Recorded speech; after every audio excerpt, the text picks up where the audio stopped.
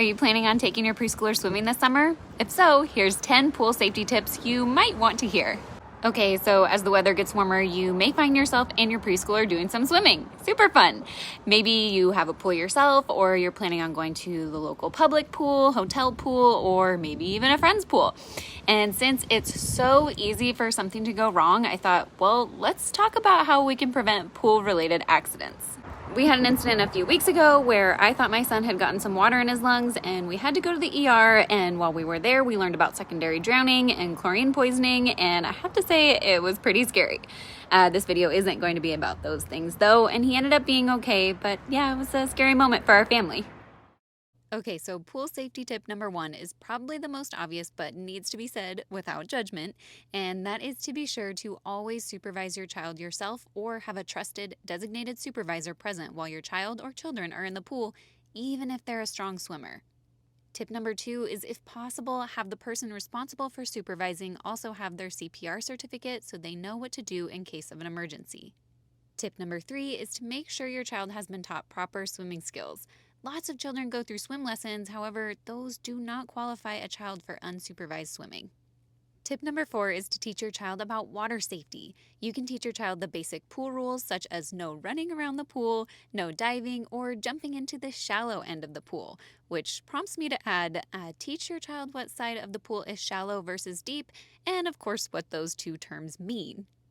You may also want to make sure that they know to never go in the water without an adult present.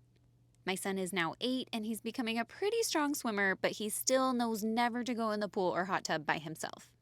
Tip number 5 is to, of course, use proper Coast Guard approved flotation devices when in or around the pool, especially if your child is not a strong swimmer. Tip number 6 is to make sure to take occasional breaks for drinking water and eating snacks, to go potty, reapplying sunscreen, etc.